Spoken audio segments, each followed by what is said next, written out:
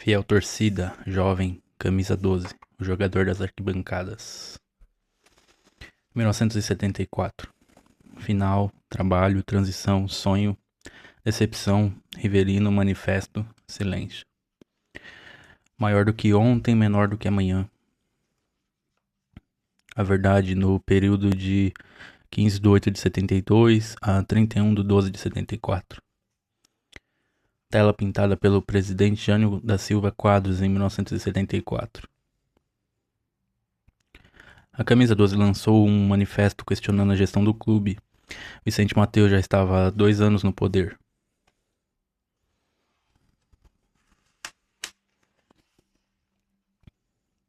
Corinthians, ninguém resiste. Final contra os palmeirenses. O ano é 1974, foi de transição para mim.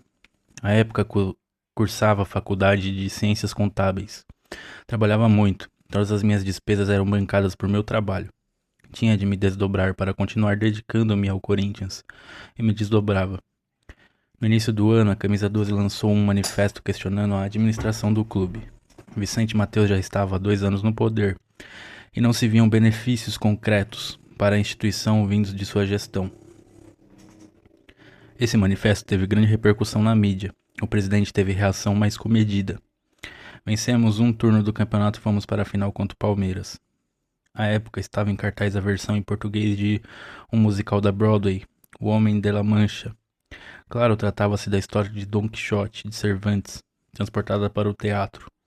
Uma das canções da peça era Sonho Impossível, versão de Chico Buarque para The Impossible Dream, música da montagem original. Era interpretada por Maria Bethânia.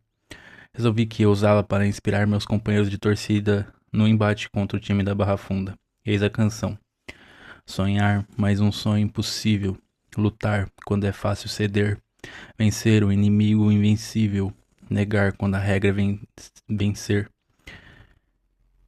Sofrer uma tortura implacável. Romper a incabível prisão. Voar num limite improvável. Tocar o inacessível chão. É a minha lei, é minha questão. Virar esse mundo, cravar esse chão. Não importa saber se é terrível demais, quantas guerras terei que vencer por um pouco de paz. E amanhã, se esse chão que eu beijei for meu leito de perdão, vou saber que valeu delirar e morrer de paixão. E assim, seja lá como for, vai ter fim a infinita aflição, e o mundo vai ver uma flor brotar do impossível chão. Aqui, Ademir da Guia e Rivelino. Datilografei essa letra e fiz cópias. A distribuí ao nosso grupo. Disputas contra o Palmeiras, nosso arquirrival, costumam ser especialmente importantes para corintianos.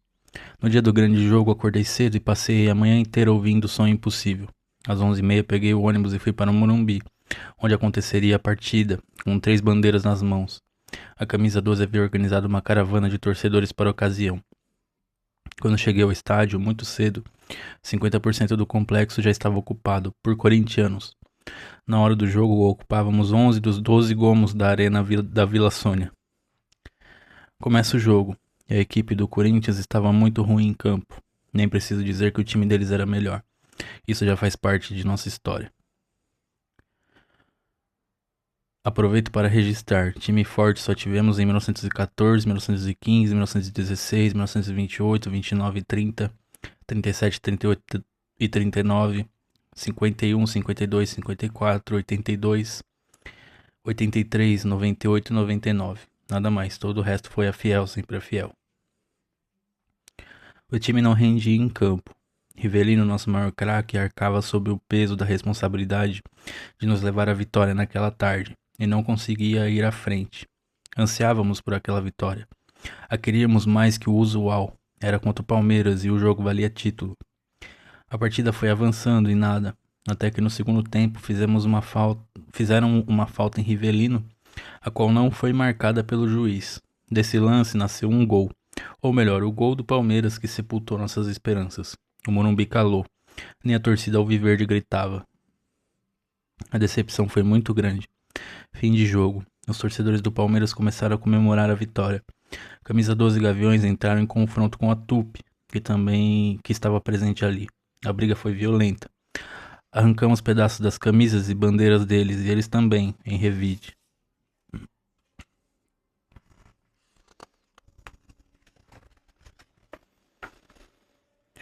Após o confronto, sentei-me nas arquibancadas e comecei a chorar. Fui um dos últimos, até onde me lembro, exatamente o último torcedor a sair daquele estádio escuro. As luzes já haviam sido apagadas. O relógio marcava mais de 22 horas. A pé fui até o Largo da Batata. De lá peguei o ônibus para casa. Não estava propriamente revoltado, e sim triste e decepcionado. Cheguei em casa 1 hora da madrugada, sem minhas bandeiras. Para piorar, algum corintiano distraído pensou que eram suas e as levou para casa.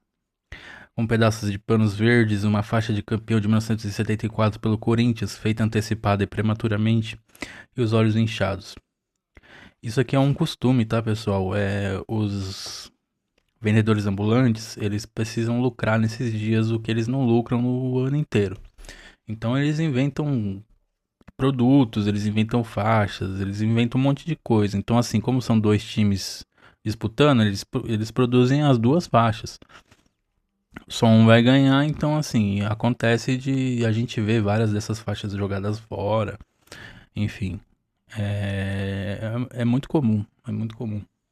Isso não é uma questão de arrogância, prepotência, não. O pessoal faz isso para sobreviver. Entendam isso. Nós estamos dentro de um sistema opressivo e alienante que faz da gente meras peças de reposição fácil. Então, tem muita gente que não consegue emprego na iniciativa privada, quem dirá então na iniciativa pública. Então, assim, esse tipo de coisa acontece. O nome disso é lumpenproletariado. O lumpenproletariado é o camelô. É o cara que vende jogo do bicho, esse tipo de coisa, entendeu? É o pessoal que, tipo, dá nó em pingo d'água para sobreviver. E muitas vezes até alguns cometem ilicitudes, mas assim, o caso aqui é simples. Isso não é uma coisa que é parte de uma arrogância, de uma prepotência ou de um sentimento de já ganhou. Não é isso. É uma questão mercadológica simples de observar na realidade quando você vê que normalmente o pessoal que faz isso é o pessoal mais que passa mais apertado, é o pessoal mais que não tem um trabalho fixo. Eles inventam de tudo ao longo dos anos para poder sobreviver.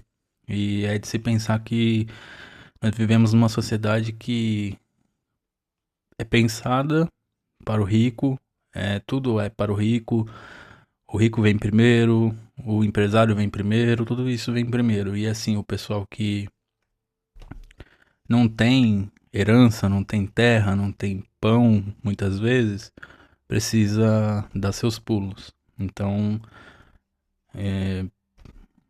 inventam de tudo um pouco para poder sobreviver.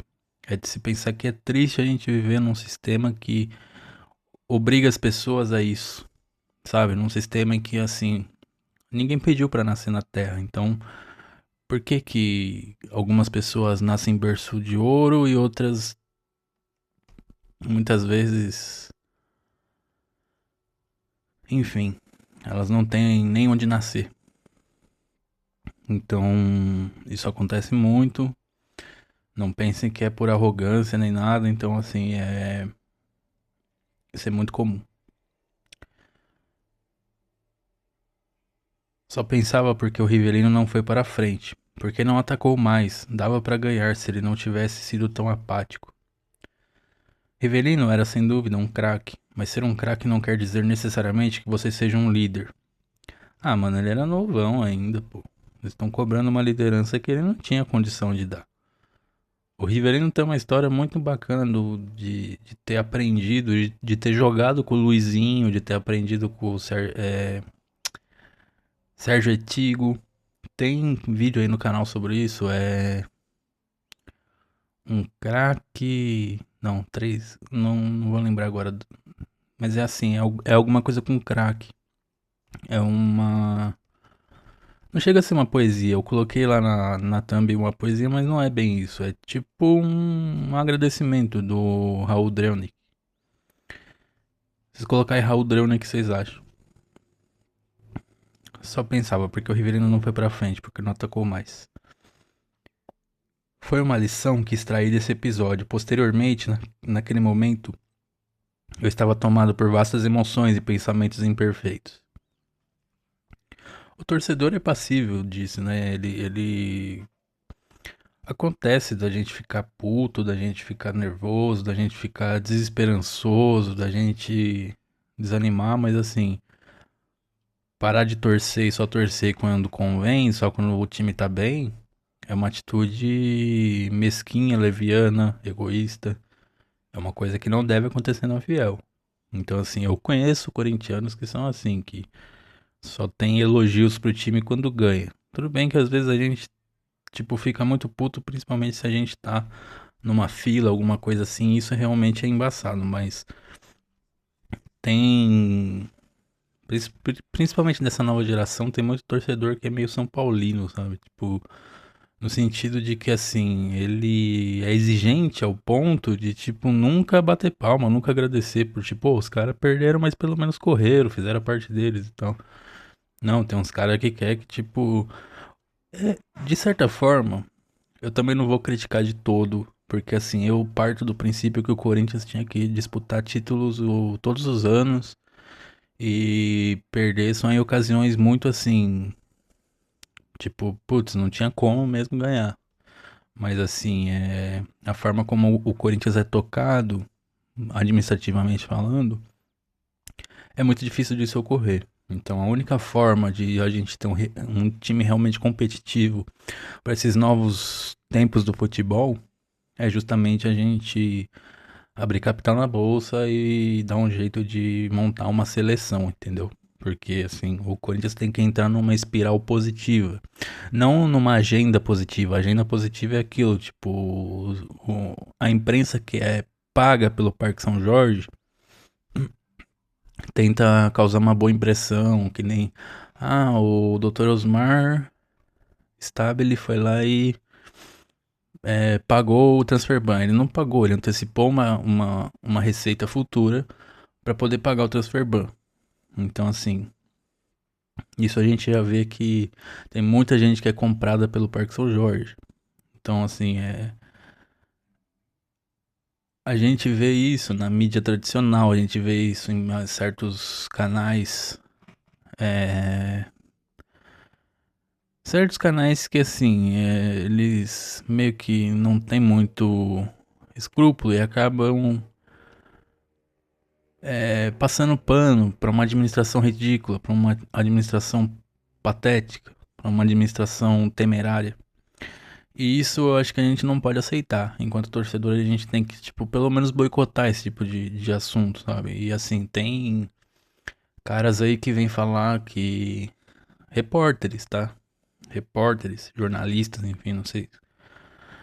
E vem falar que parece que essa Fiel tá comprando um monte de gente aí e tal, só pra queimar o filme dos caras. Então quem tá pagando isso? Quem tá financiando isso? Eu, de fato, não tenho como provar, mas eu tenho olhos, eu enxergo e eu ouço as merda que muita gente fala por aí.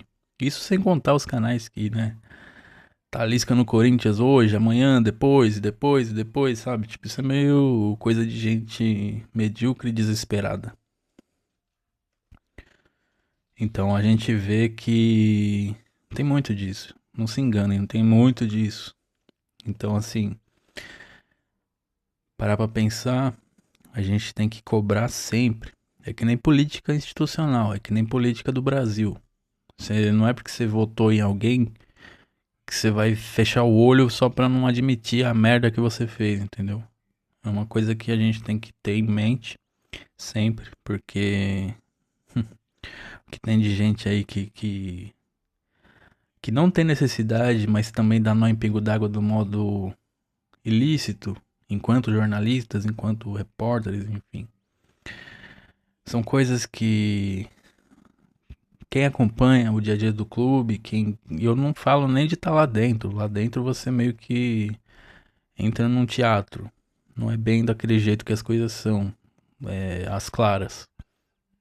E nisso a gente vê que o, O Corinthians ele era pra ter uma administração que de fato fizesse ele ser competitivo o ano todo, todos os anos, sabe? Não assim, parecer um golfinho. Um ano vai lá, faz uma gracinha, no outro ano vai lá, faz duas gracinhas e para por aí, sabe? Não, eu acho que o Corinthians tem que disputar tudo e sempre. No dia seguinte, começamos a debater dentro da camisa 12 o que tinha acontecido. Cláudio e eu resolvemos escrever uma carta para Rivelino, responsabilizando-o pela derrota. Datilografei o texto em minha empresa e o deixamos com a administração do Parque São Jorge para que fosse entregue ao jogador. Para minha surpresa, porém, no dia seguinte, essa carta apareceu publicada no Diário da Noite, um jornal muito popular da época. A imprensa toda nos conhecia e havia cópias do documento. Provavelmente algum repórter teve acesso ao mesmo. Adeus, Rivelino, e muito obrigado por tudo que você nos deu, o jogador das arquibancadas. Rivelino por Dirceu Lopes, a troca que interessa muito a Matheus. Esse lance também de colocar nas costas da torcida, tipo assim, a torcida não é uma entidade única. Não é um grupo coletivo que todo mundo pensa igual. Isso seria um cardume. Uma torcida é diferente. Vai ter pessoas de direita, de esquerda, de centro, anarquistas, comunistas, enfim, vai ter de tudo. A questão que eu quero dizer é: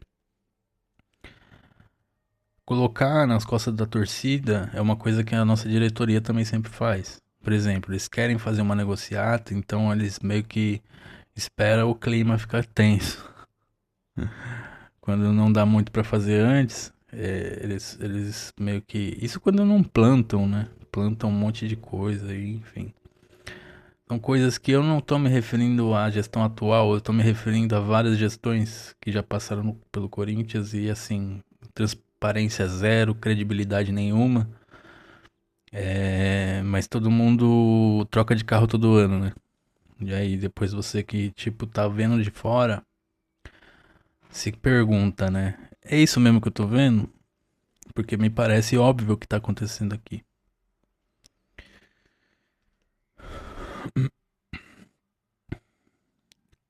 Cláudio e eu resolvemos. Tá, já tô aqui. Aqui, ó. Faixa. Por ti eu mato ou morro. Campeão paulista de 1974. Ainda guardaram uma faixa dessa aqui. Isso aqui, apesar de não ter nenhum valor histórico, assim, né? Tipo, não é uma faixa do campeão mesmo. Ela pode ter algum valor é, de mercado, né? Vamos dizer assim, porque isso aqui é uma raridade. Pessoa que tem uma faixa dessa, mano, ela tem como provar que ela esteve lá. Apesar do resultado adverso. A camisa 12 está com a razão. O impressionante caos do Corinthians.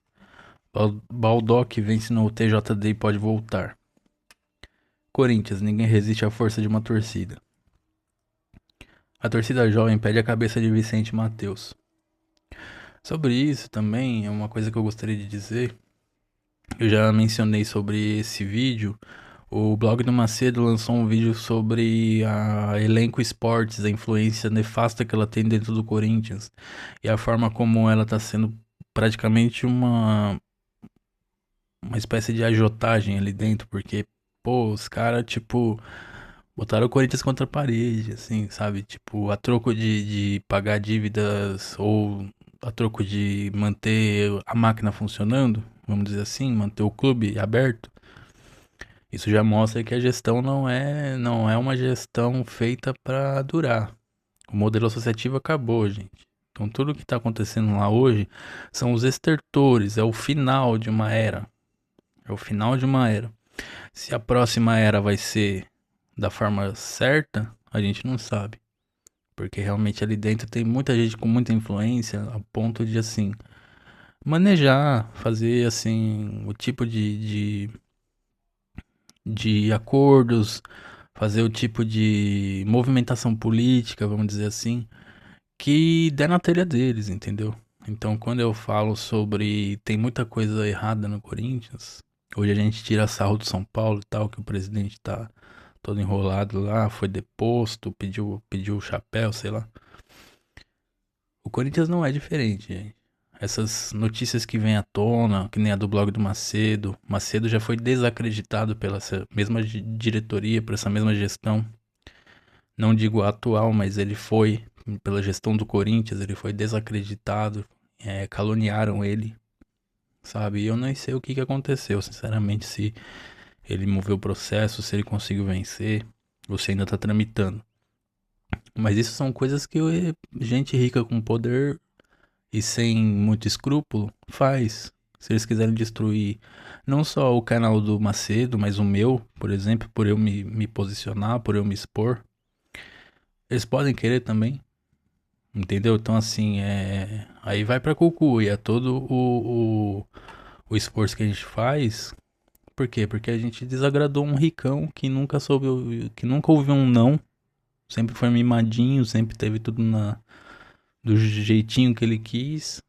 É o tipo de cara que, assim, toma um não da namorada e mata. Entendeu? É o tipo de cara que nem o Vadielu. Ouve protesto de torcida e manda bater, manda matar, sei lá. Enfim. Tem coisas no Corinthians que a gente não sabe direito o que acontece. Sabe? Eu ainda vou estudar sobre o Pato Nágua. Pato Nágua ele foi um chefe de torcida. Era o cara do ritmo ali, do apito. Ele que conduzia a torcida do. Ainda é da torcida pré-Gaviões, tá? Coisa bem mais antiga. Resquícios da Extra Corinthians, fundada por Francisco Picciotti, o Tantan. Então, assim, o que acontece? Eu não tô dizendo quem fez, quem foi, ninguém sabe quem foi. Mas ele foi. Durante a ditadura, ele foi encontrado morto num lago, numa represa, enfim, alguma coisa assim. Acho que era um lago. Em Suzano, se eu não me engano.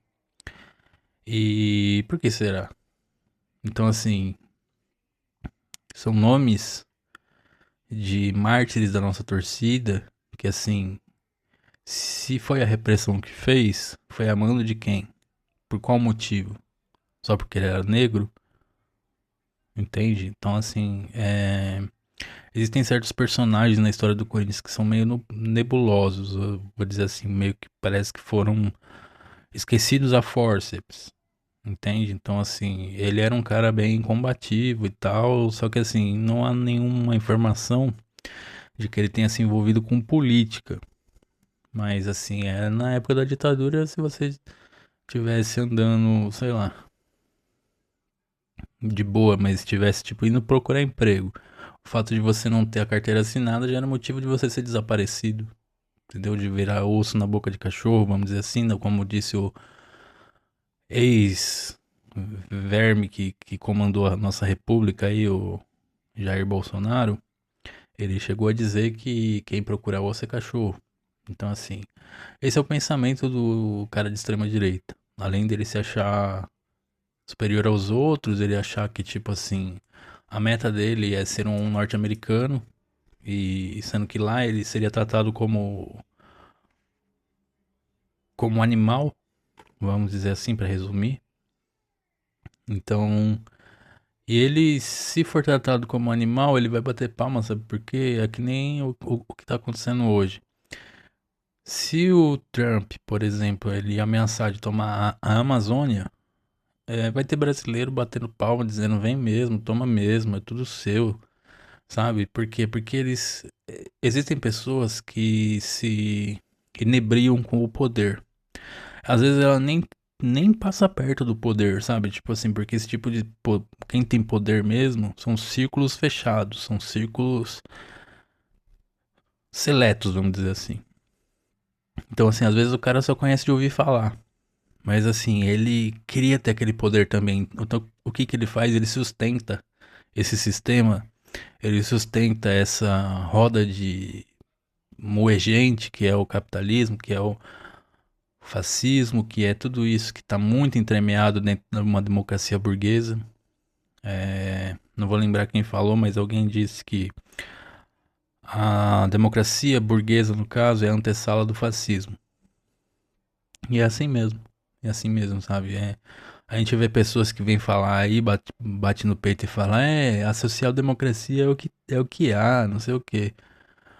Mas assim, ele mora num bairro de classe média, ele tem um emprego bom, ele tem outras formas de renda, ele tem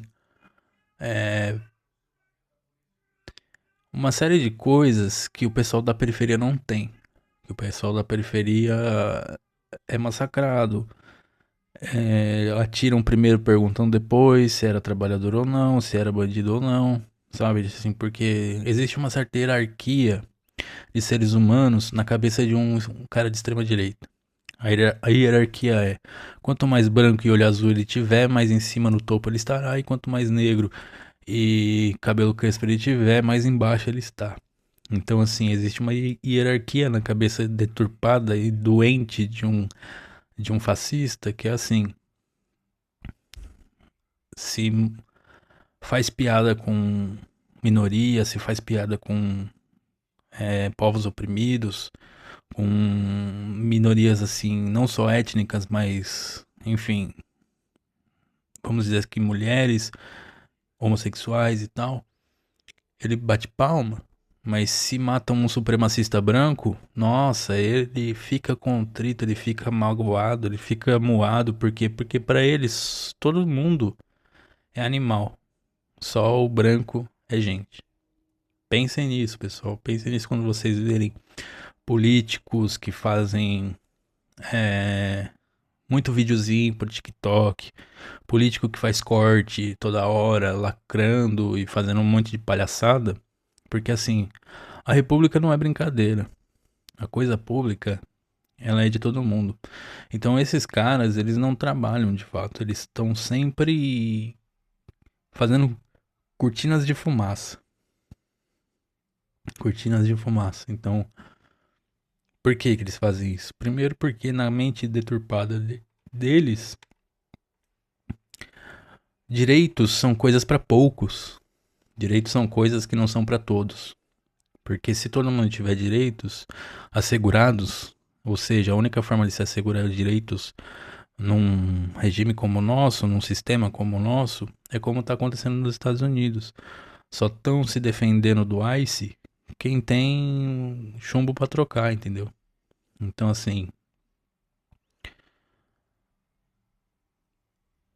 quanto mais espalhafatoso, quanto mais machão também, quanto mais o cara for querer pagar de viril, de que eu sou foda, que aqui ninguém pode, não sei o que, menos ele faz pelo país dele.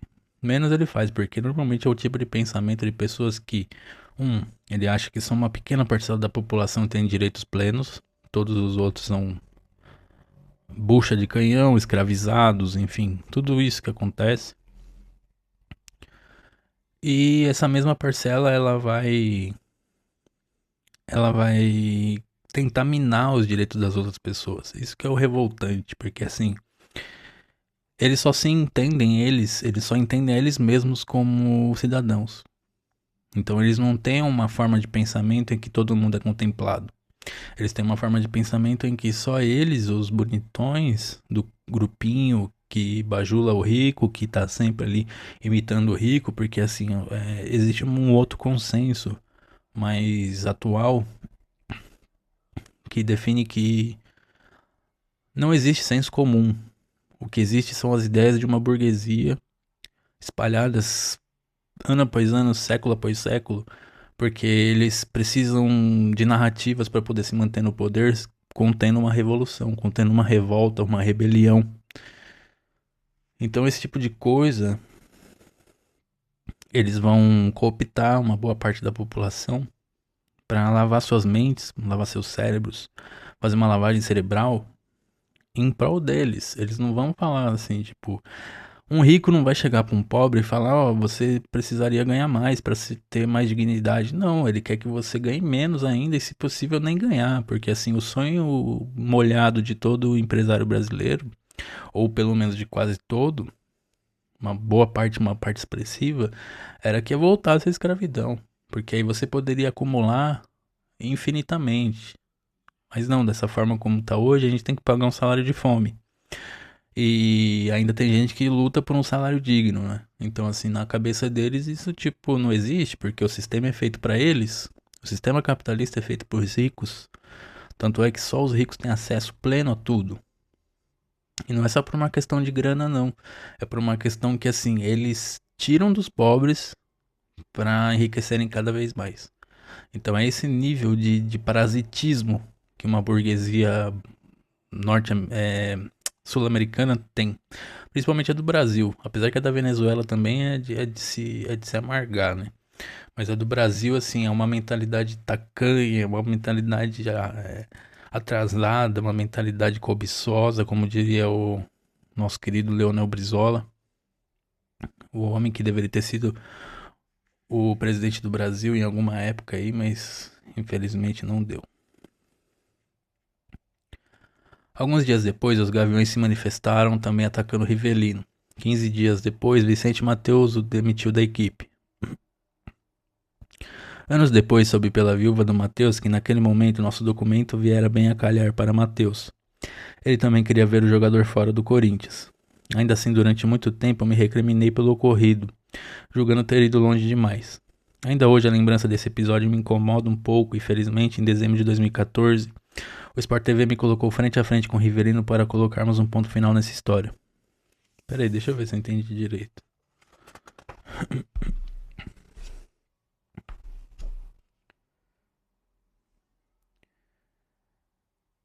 Ah, sim, eles escreveram uma carta pro Rivelino responsabilizando ele pela derrota, mas isso não existe.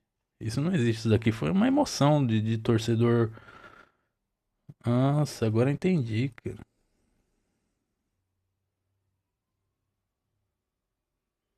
Tipo assim, eles escolheram um bode expiatório e queimaram o cara. Entendeu? Assim, nada disso parte de uma torcida inteira. Não existe uma opinião única para uma torcida inteira. Isso é sempre um grupo específico lutando pelo que eles acreditam. Então, assim, eu discordo totalmente. Você querer trocar um time depois de perder um título, beleza, mas você querer falar, ó, a culpa foi do fulano ali. O futebol é um esporte coletivo. E aí o que que aconteceu? O cara foi jogar no Fluminense e foi jogar bem lá. O cara que, tipo, é reverenciado fora do país, enfim. Eu acho uma tolice, mas enfim. Já foi, né?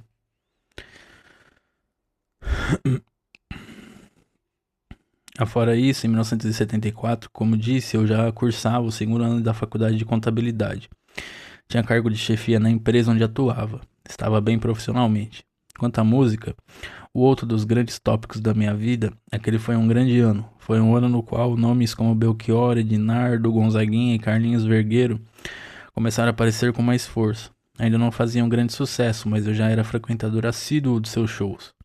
Quando, enfim, alguns anos depois tornam-se estrelas da MPB, todos já eram meus velhos conhecidos e eu deles. Frequentava ainda os shows que ocorriam aos sábados no Colégio Equipe, organizados por um então jovem Serginho Groisman. O trabalho, a música e o Corinthians estiveram em minha vida desde sempre. O Corinthians antes de tudo. Mas sempre me dediquei com fervor aos outros dois polos de minha existência.